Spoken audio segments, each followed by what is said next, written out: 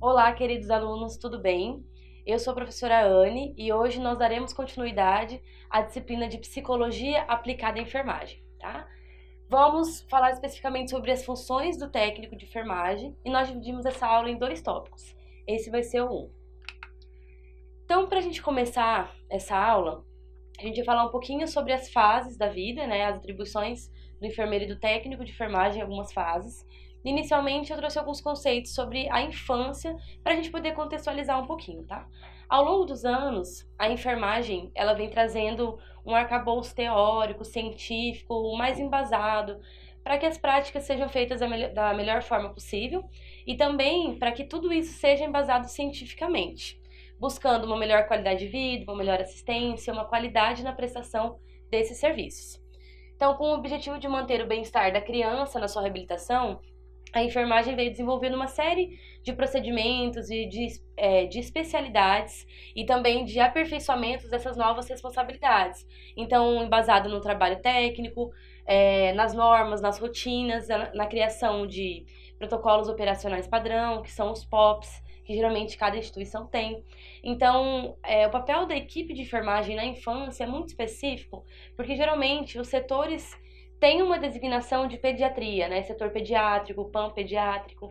Então, a gente tem que ter uma noção disso, e geralmente são pessoas que têm alguma especialidade ou que já trabalham com aquilo faz um tempo, né? Que têm realmente uma aptidão para trabalhar com crianças. Na fase infantil, a gente tem alguns conceitos, por exemplo, taxas de morbimortalidade, né? Que são algumas doenças, alguns acometimentos que causam adoecimento e a morte das crianças de forma precoce, que muitas delas são relacionadas com fatores sociais, né? Principalmente em países subdesenvolvidos. Os países desenvolvidos têm fortes campanhas de prevenção a doenças, né? Geralmente o nível, as taxas de morbimortalidade são bem menores, mas eles têm essas campanhas. Os países subdesenvolvidos precisam ter isso muito mais aprimorado, né? Precisam fortalecer cada dia para que isso não ocorra, né? É um importante indicador na mensuração da qualidade da saúde prestada. Então, como eu já falei, é um indicador social. Muitas vezes essas doenças, elas são relacionadas com fatores como saneamento básico, né? Condições de moradia, de saúde. Então, crianças hoje em dia ainda morrem de desnutrição, morrem de disenteria. Então, a gente precisa ter essa noção de que essas doenças já não podem mais causar óbito, muitas vezes também desnutrição, né, que são causas preveníveis, são causas que o Estado precisa prever para aquela pessoa, para aquela família, para aquela criança, e não deveriam hoje ainda acontecer óbitos em relação a isso, mas infelizmente acontece. A preocupação com a saúde das crianças vem aumentando em todas as potências mundiais, como eu já falei para vocês. Não só os países subdesenvolvidos, mas os desenvolvidos também têm essa preocupação. E geralmente são esses órgãos internacionais que fortalecem um pouco mais a criação de novas estratégias, a criação até mesmo das legislações específicas. E todos os estatutos que foram criados são embasados em algumas dessas. Então, falando um pouquinho sobre o Estatuto da Criança e do Adolescente. Foi um documento criado, mais pra frente eu vou falar um pouquinho melhor sobre ele, sobre a lei. Mas, basicamente, ele vem para diminuir essa repressão do trabalho infantil. Então, antigamente, existia muito trabalho infantil, as crianças começavam a trabalhar muito precoce, e eles vieram para retirar isso, para que as crianças possam, principalmente, estudar, para que elas possam ter condições melhores de vida. Então, vários aspectos foram melhorados a partir do Estatuto da Criança e do Adolescente, que é mais chamado de ECA, né? Fiscalização sobre violência e abuso sexual na infância. Então, hoje em dia, as notificações, a forma como isso é tratado, questões de violência, abuso sexual, elas precisam ser também reforçadas, né? Precisam ser notificadas, precisa ter um olhar cuidadoso em relação a isso, porque nas aulas que a gente já viu sobre psicologia, existem vários marcos na vida da criança, do adolescente, na fase adulta, que vão interferindo ao longo da vida, né? Existem as crises também que a gente já estudou em outros conceitos. Então, se isso acontece nessa fase, provavelmente essa criança vai crescer, vai ser um adulto com alguns problemas, podem ser causados até alguns transtornos, né? Então isso precisa ser tratado, a gente precisa ter um olhar, precisa encaminhar para o serviço especializado, para os profissionais que realmente vão conseguir dar um encaminhamento para isso. Campanhas educativas, então veio para fortalecer essas campanhas, principalmente campanhas de vacinação, campanhas de saneamento básico, campanha de aleitamento materno, alimentação infantil. Então, são questões super importantes que vão fazer com que a saúde dessa criança seja melhor. Não só a saúde física, né? Mas a psicológica também. Então, como a gente já tinha falado, é a questão biopsicossocial, é a criança como um todo. Não fazendo divisão dela entre físico e psicológico, porque é tudo uma coisa só.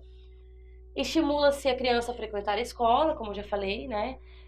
O estímulo a isso, muitas vezes fazer campanhas, a parte da saúde, fazer ações intersetoriais, em que a saúde vai dentro da escola, fazer algumas campanhas, fazer campanhas de vacinação. Então a gente vê essa institucionalização, né? Essa intersetorialização entre saúde, educação, serviço social. E políticas de saúde baseiam-se na prevenção educativa entre pais e filhos. Então, muitas vezes, principalmente nas estratégias de saúde da família, a gente consegue identificar que a família está presente, às vezes conseguem fazer grupos de trabalho. Muitas vezes, essas crianças são acompanhadas desde a gravidez, né? Depois que elas nascem, elas vão continuar tendo um acompanhamento ali com a equipe de saúde, o enfermeiro fazendo as consultas de enfermagem, o técnico fazendo os acompanhamentos, as visitas domiciliares, em todos os outros procedimentos que a gente tem como competência técnica e também de responsabilidade para fazer. Então, entrando um pouquinho mais sobre a questão da legislação, a lei do Estatuto da Criança e do Adolescente, ela é 8.069 de 90, ela regulamenta o direito das crianças e dos adolescentes de acordo com a Constituição Federal, né, as diretrizes da Constituição Federal. Então, ela veio também baseada, como eu já falei para vocês, na questão dos órgãos internacionais. Então, a ONU tem um papel fundamental também na criação dessas novas estratégias. Um dos documentos que foram base também para a criação dessa lei foi a Declaração dos Direitos da Criança, que foi da ONU em 1959. Então, muito antes da criação dessa lei, eles já estavam pensando sobre isso. Uma das outras é as regras mínimas das Nações Unidas para a administração da justiça da infância e da juventude, também foi da ONU em 85 e posteriormente em 69 foi criada essa lei. Existem outros documentos assim que são bem importantes, bem de gostosa leitura, que talvez seja interessante para vocês, principalmente a questão da lei e do Estatuto da Criança e do Adolescente. A gente precisa se empoderar disso, a gente precisa conhecer quais são os direitos, os deveres dessa criança e desse adolescente. E mesmo diante de todas essas ações, que são de forma direta ou indireta relacionadas à saúde, a gente ainda vê que muitos indicadores continuam altos, né? E isso é muito complicado, porque a gente precisa intervir de forma mais efetiva na vida, na vida inteira dessa criança, né? Até ela se tornar adolescente, adulto. Principalmente os indicadores de mortalidade infantil. Infelizmente, os indicadores de pedofilia, né? Abuso sexual e violência. As questões de trabalho infantil ainda existem, né? A gente escuta falar pouco, muitas vezes é subnotificado, mas a gente precisa fortalecer.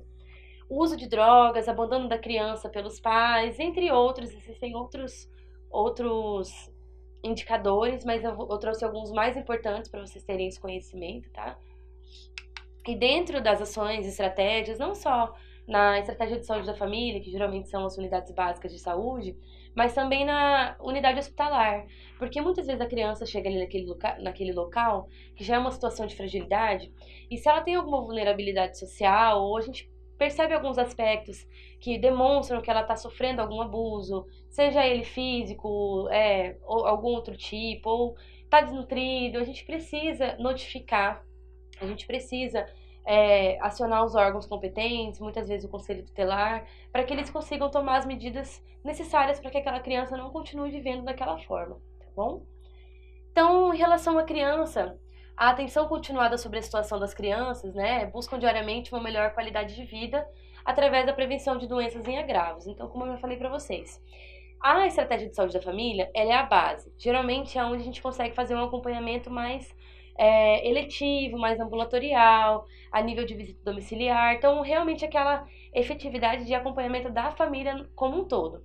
Seja por meio dos agentes comunitários de saúde, que são uma ponte dessa equipe de saúde com a família, então eles fazem as visitas, identificam algumas vulnerabilidades e aí a equipe vai fazer as visitas necessárias. Geralmente enfermeiro, técnico de enfermagem, os médicos também conseguem fazer essa visita e que isso vai ajudar bastante, né, para conhecer qual que é a realidade social, qual que é a realidade daquela família, as condições que ela tem de moradia, de saneamento, de sobrevivência.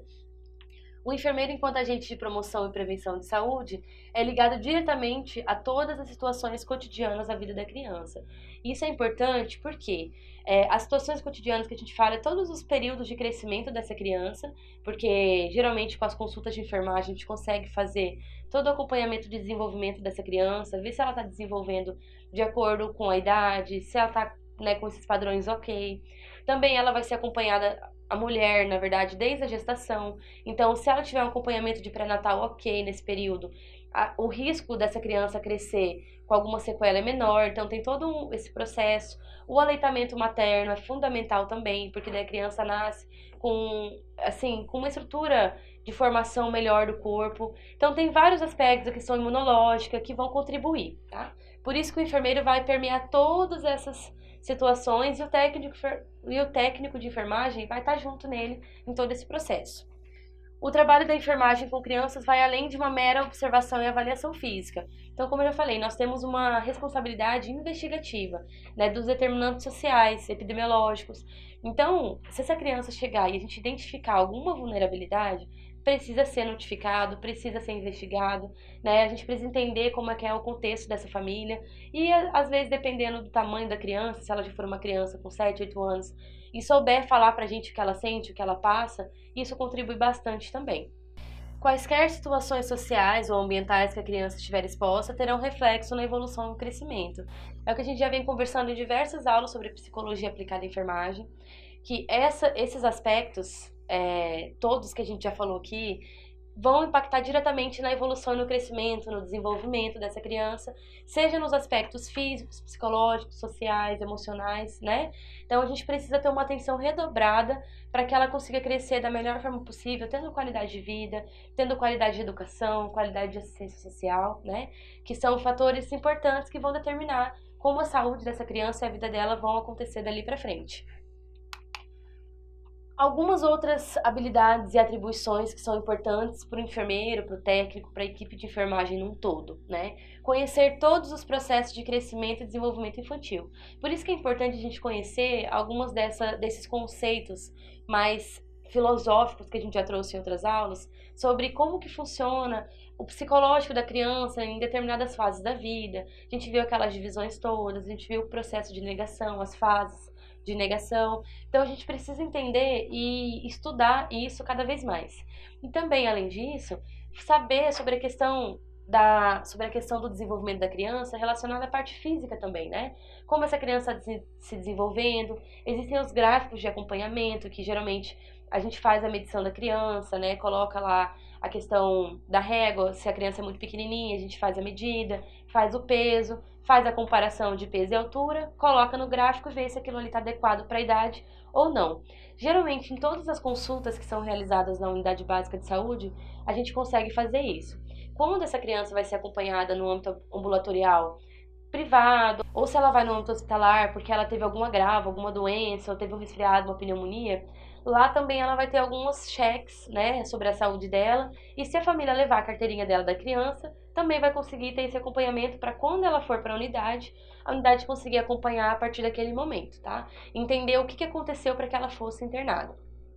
Interagir sempre com a criança e com a família, uma vez que todos os processos ambientais e sociais interferem no desenvolvimento normal e também podem estar ligados ao convívio social e familiar. Então a família tem uma responsabilidade muito grande em cima dessa criança, a gente já conversou sobre isso várias vezes.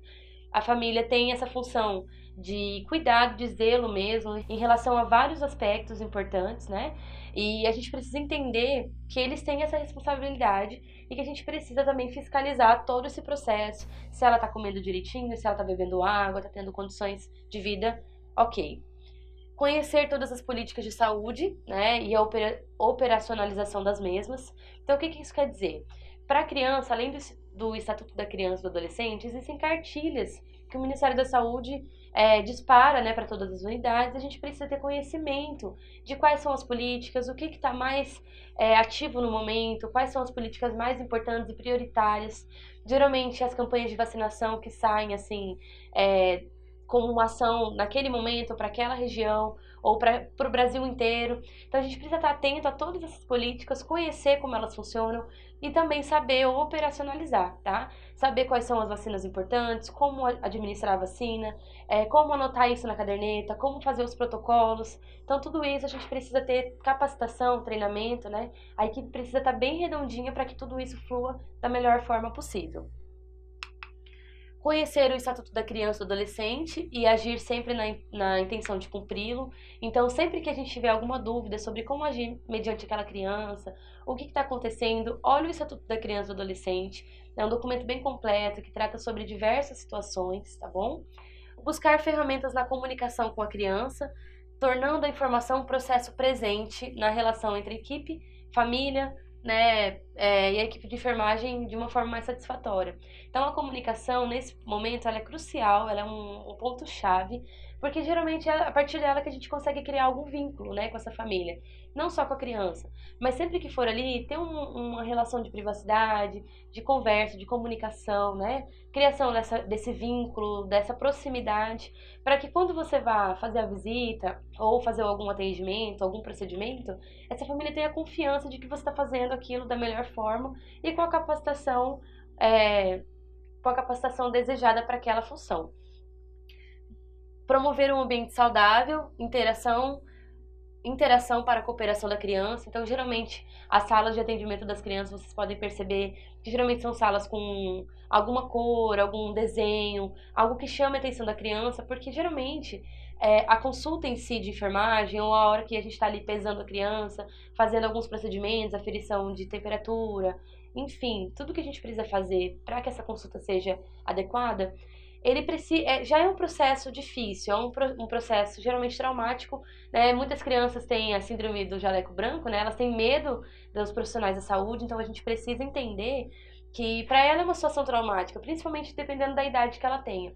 Então, promover que ela tenha esse contato, uma ambiência, um local que ela consiga se sentir feliz, que ela consiga se sentir em paz, né? Para que a gente consiga fazer os procedimentos e que ela sofra o menos possível ali. Que geralmente no período da vacina, principalmente, é uma situação desagradável para a criança, principalmente para os bebês. Tem vacinas muito dolorosas. Então, se você promover um ambiente confortável, isso vai ajudar de alguma forma com que aquilo seja o menos traumático possível. Promover segurança no atendimento à criança em todas as fases, principalmente procedimentos isentos de risco. O que isso quer dizer?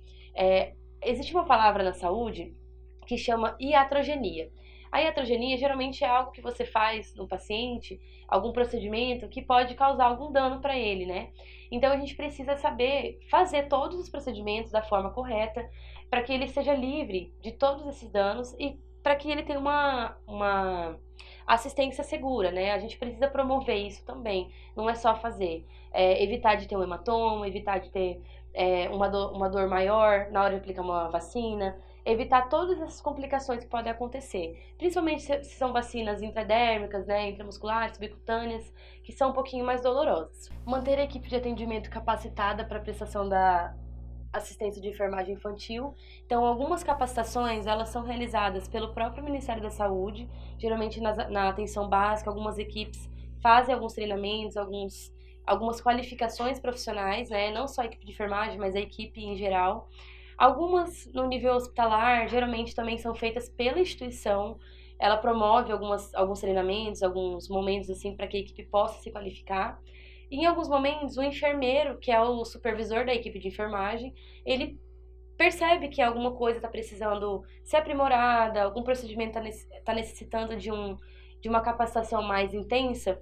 E aí, a partir dessa identificação que ele faz, ele elabora o treinamento e aplica para a equipe dele, né? Então, isso também é importante. O enfermeiro ele precisa estar atento a todos esses processos para que nada escape. Se algum procedimento está acontecendo várias vezes de forma incorreta, ele precisa intervir naquilo ali e fazer algum treinamento, alguma capacitação que melhore e não traga malefícios para a saúde daquela criança, né, daquele adolescente, ou até mesmo do adulto, do idoso que estiver ali com ele. Construindo o protocolo de atendimento em conjunto com os demais profissionais e buscar um bom relacionamento entre equipe, crianças e pais. Esses protocolos, geralmente são os protocolos de atendimento, principalmente a nível hospitalar, eles elaboram em conjunto com a equipe, geralmente pessoas que tenham a mesma especialidade. Então, se é um protocolo para criança, é preferível que quem elabore sejam pessoas que tenham mesmo essa capacitação em criança, né? Que sejam especialistas nessa área. E aí eles elaboram algo que seja mais direcionado para o trabalho que eles executam ali dentro. Então, geralmente, nos PAMPED, que existem em algumas instituições hospitalares, eles têm os próprios POPs, as próprias normativas, a própria forma de atuar, né? Muitas coisas são parecidas, tem procedimentos que são padrão para todo mundo. Existem algumas situações, algumas instituições que têm certo tipo de atendimento, tem certo tipo de exame, né, para aquela criança, e que se ele tem e é diferente de tudo o que acontece nos outros, ele vai ter que criar um protocolo específico para aquele atendimento. Tá bom? E a questão da boa comunicação, a gente já falou várias vezes também. É fundamental a comunicação, ela é assim, crucial em todas as fases, não só da equipe com a equipe, mas da equipe com a família, da equipe com a criança, né? Para a criação desse vínculo ser mais efetiva. Isso também é importante a gente falar sobre a criação do vínculo em algumas situações, por exemplo, em setores oncológicos, né, pediátricos. Existe o CETOI lá do regional, existem alguns outros hospitais. Então a gente precisa entender que naquele local ali também, a criança vai ficar em processo de internação por um período prolongado. Muitas vezes ela tá ali, né, ela fica mais no hospital do que com a família. Então a equipe precisa criar esse vínculo e fazer com que aquela criança se sinta num ambiente mais confortável e mais seguro. Geralmente essas unidades, elas também são totalmente diferentes das outras que a gente vê. São mais coloridas, tem mais desenhos, tem uma ambiência melhor, tem um conforto para que os pais consigam ficar ali junto com elas. Então a gente precisa perceber esses detalhes também, tá bom? Contribuir para a adaptação da criança ao meio, na consulta ou na internação hospitalar, como já falei. Adaptação da criança ao meio é em relação ao contexto geral, né? Tudo que for contribuir para que ela se adapte da melhor maneira possível naquele momento de fragilidade, de vulnerabilidade, vai ser importante. Então a gente precisa ter essa sensibilidade, né? Ter esse olhar humano mesmo, de humanização, para que ela consiga ou sair daquela internação de uma forma melhor, né? De uma forma conseguindo passar por cima de tudo isso, ou se ela estiver no âmbito ambulatorial, na unidade básica de saúde, que ela consiga ser acompanhada, que ela consiga realizar todos os procedimentos também de uma forma segura e qualificada. Em relação à criança, são essas atribuições. Claro que cada setor ele vai exigir de você uma situação diferente, depende também da classificação de vulnerabilidade social daquela região. Existem unidades que são mais vulneráveis, dependendo da região, tem outras que não são tantas.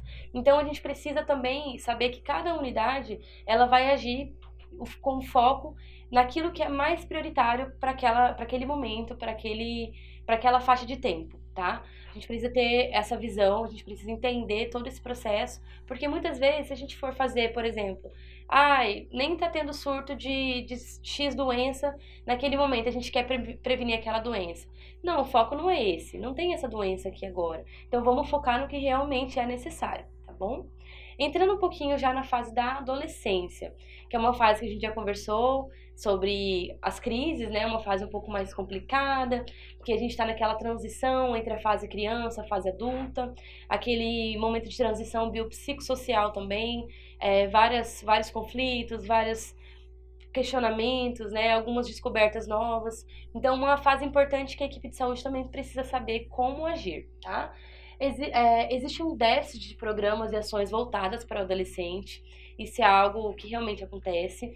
Geralmente essas ações que acontecem são voltadas no âmbito da escola, então essas parcerias institucionais acontecem. Geralmente as equipes de saúde vão falar sobre algum determinado assunto, às vezes vão fazer campanha de vacinação para a faixa etária dessa população, né? O ECA define qual é a faixa etária para criança, qual é a faixa etária para adolescente, né, para ficar um pouco mais claro esse contexto. A falta de incentivo e de qualidade na assistência prestada contribui para o afastamento dos jovens. A gente já sabe que existem algumas populações que elas têm uma tendência a não buscar os serviços de saúde. A faixa etária adolescente e geralmente os homens são essa população um pouquinho mais vulnerável nesse quesito, né? Então a gente precisa buscar alternativas para que esse adolescente consiga vir até nós, né? Que ele consiga vir buscar um vínculo, que ele consiga fazer uma consulta de enfermagem voltada para a parte dele, para as necessidades que ele tem naquele momento, né? E não só deixar isso para que seja na escola. Isso é fundamental, com certeza, não estou tirando mérito. Acho que são ações super bacanas, super pertinentes, mas a gente também precisa trazer esse adolescente para dentro da instituição, para que a gente consiga acompanhar de forma mais efetiva e com mais proximidade, né? Principalmente essa faixa que geralmente existe a questão das drogas, existe a questão da vulnerabilidade nesse sentido, né? Então, tudo isso precisa ser olhado de uma forma mais firme. O acesso da população aos serviços de saúde é fundamental para uma assistência à saúde eficiente. Então, ele estar mais perto da unidade vai fazer com que a qualidade da assistência de saúde dele seja melhor, né? Claro que ele vai ter um período em que ele vai estar na escola e outro período ele vai estar geralmente em casa, se ele não estudar em escola integral. Mas o período que ele tiver, ou seja, no final de semana, que a unidade estiver com um horário prolongado, horário estendido, que a gente consiga fazer essa busca ativa e que os ACS consigam ter esse olhar também para chamar a equipe de saúde, acionar em casos necessários. Então, o adolescente, né? O que a gente pode fazer para que essa assistência seja mais qualificada? Proporcionar assistência ao adolescente que se encontra em pleno processo de transformação biopsicossocial e pautar o cuidado levando em considerações as necessidades e singularidades. Então, para cada adolescente, você tem que levar em consideração a singularidade, a necessidade que ele tem, né? O que ele está passando, o que ele está enfrentando, qual que é a dúvida que ele tem naquele momento e tentar sanar essa dúvida da melhor forma possível. Apoio e supervisão do trabalho dos ACS, como eu já falei, o agente comunitário de saúde, ele é um elo entre a equipe e a família. Eles precisam ter esse olhar sensível a todos esses familiares, as crianças, aos adolescentes, né? Ao que eles estão passando naquele momento. Assistência aos que necessitam de cuidados, organização cotidiana da ESF, programação de ações e execução de atividades juntamente à comunidade. Essas são algumas competências do enfermeiro, são atribuições que o enfermeiro tem, principalmente na estratégia de saúde da família, né? Que a gente consegue ter uma atuação um pouco mais efetiva, mais autônoma. Então, todas essas fases de assistência, organização das ações, fazer ações com a comunidade, então promover ações com aquela família, com aquele adolescente, ou só com os adolescentes, fazer uma roda de conversa, algo que aproxime mesmo, tá? A individualidade na atenção ao adolescente é um desafio. Existe a necessidade de adequação do diálogo entre o profissional e o jovem adolescente. Então, qualquer faixa etária, o diálogo, a comunicação é fundamental. Mas com os adolescentes, a gente precisa ter isso um pouco mais apurado, né? Porque o diálogo com eles tem que ser de uma forma mais precisa. A gente precisa pensar na questão também da privacidade, como eu vou atender esse adolescente, como que vai ser a condução de todo esse processo, tá bom?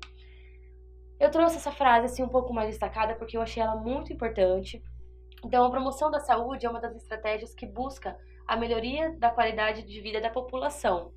Então, a gente precisa buscar essas ações de promoção e prevenção à saúde, seja com as rodas de conversa, como eu já falei, seja com algumas outras ações que a unidade ou a instituição hospitalar vejam que haja necessidade.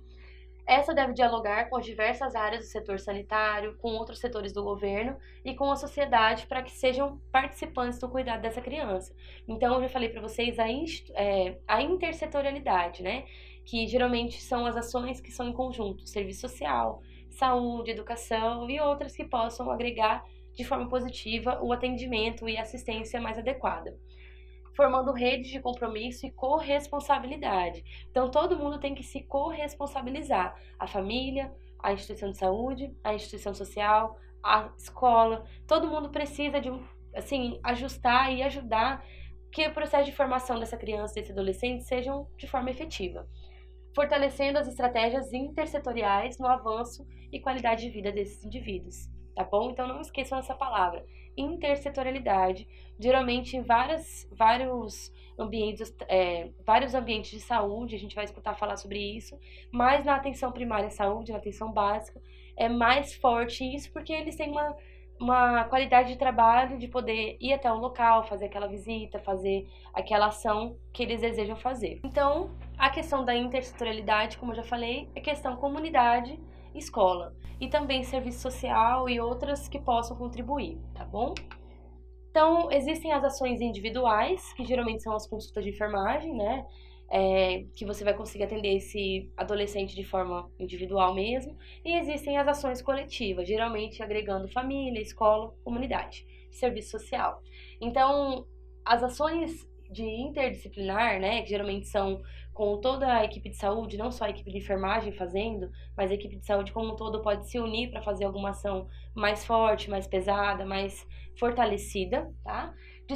Vem para despertar no adolescente o interesse de ampliar o seu conhecimento e desenvolver suas habilidades e atitudes. Então, são ações que vão fazer com que aquele adolescente se sinta mesmo autônomo, que ele possa fazer certas escolhas, né? Sobre a forma como ele vai ser atendido, sobre a forma como ele vai conduzir essa parte da vida dele. Então, assim, a família precisa estar sempre junto, né? Mas precisa entender que o adolescente tem que passar por esse momento de transição. A questão das ações individuais, consultas de enfermagem, também as interdisciplinares, vão fortalecer e estabelecer o vínculo com esses indivíduos, o que vai ser fundamental para todo o processo, para toda essa relação, buscando uma relação de confiança que é fundamental, né? O vínculo e a confiança, eles vão agregar muito na qualidade do serviço prestado por nós, tá? A interação entre os indivíduos na consulta deve ser baseada na troca e no respeito à privacidade. Então, principalmente as consultas de enfermagem individual, geralmente os adolescentes sentem um pouco mais confortáveis para falar determinadas situações, algo que eles estejam passando no convívio familiar. Né? A gente precisa ter uma escuta qualificada, não é só você fazer a consulta, perguntar o que ele sente, o que ele tem e ir checando no caderninho. É você ter uma escuta qualificada, é você tentar entender o que ele está passando, como você pode contribuir, né? Como você pode auxiliar que ele passe por aquilo da melhor forma possível e que ele enfrente tudo isso. Então a gente precisa realmente fortalecer tudo isso para que essa criança e esse adolescente consigam passar por essa fase de uma forma tranquila e para que ele chegue na fase adulta de uma fase também super tranquila, que ele consiga levar todos os eventos da vida dele, as fases críticas, as fases felizes, né? Que a gente sabe que existem o que a gente já conversou sobre as fases de crise e que essas crises possam ser levadas da melhor forma, tá bom? Nós continuaremos na próxima aula falando um pouquinho mais sobre a fase adulta. A gente dividiu entre criança e adolescente porque eu acho que é um contexto mais unificado, tá bom? Muito obrigada pela atenção de vocês e a gente se vê na próxima aula. Tchau, tchau!